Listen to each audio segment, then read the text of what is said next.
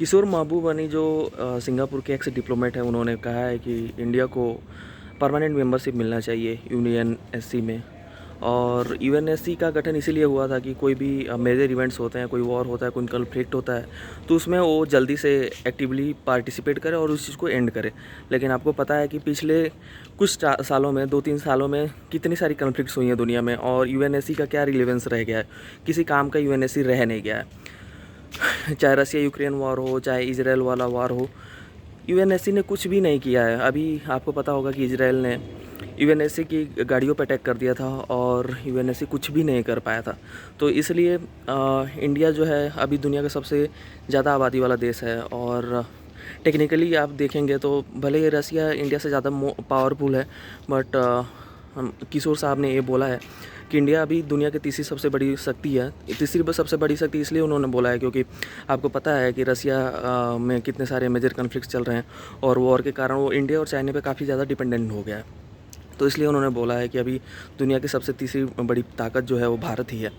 अब देखिए, इसमें भी काफ़ी लोगों का बहुत सारा डिस्कशन होगा, बहुत सारी चीज़ें बोलेंगे लोग, बट सच तो यही है कि रसिया में क्राइसिस चल रहे हैं, और कौन सक्सीड करेगा, पुतिन के बाद कौन होगा, वहाँ का लीडरशिप कौन होगा, कौन संभालेगा देश को, कौन संभालेगा, ये सब भी एक डिस्कशन का मुद्दा है। तो इसी वजह से इन सारी चीज़ों को देखते हुए किशोर साहब ने ये बोला है कि हम इंडिया को हर मेजर इवेंट्स होते हैं, चाहे सीईओ हो या कि कोई भी मेजर इवेंट्स होता है, वहाँ पे हम लोग बुलाते हैं।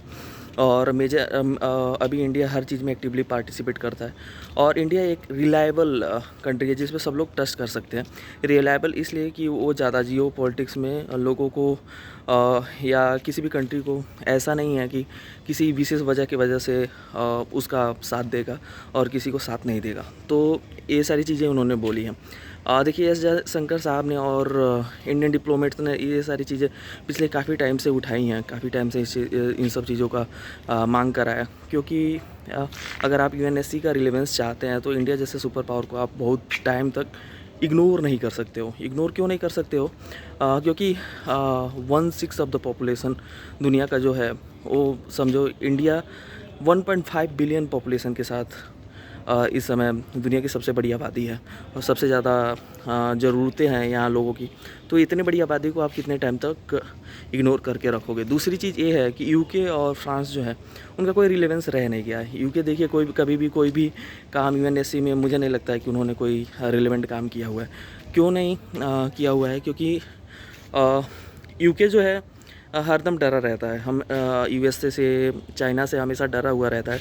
डरा हुआ क्यों रहता है? कि उसके ऊपर कोई सेंसस न लग जाए, कोई फाइनेंशियल प्रेशर अमेरिका उनके ऊपर एग्जर्ट ना कर दे। तो इन सब चीज़ों की वजह से जो अमेरिका डिसीजन लेता है, वहीं फ्रांस और यूके भी डिसीजन लेते हैं। उनका अपना कोई रिलेवेंस नहीं रहता। तो एक तरह से यूके से बड़ी आबादी है हमारी, हम उससे ज़्यादा ताकतवर हैं, भारत उससे ज़्यादा ताकतवर है। तो ये सारी चीज़ें उन्होंने कही हैं। आपको क्या लगता है कि भारत को यूएनएससी में परमानेंट मेंबरशिप मिलना चाहिए कि नहीं मिलना चाहिए? कमेंट करके ज़रूर बताएं। बहुत बहुत धन्यवाद।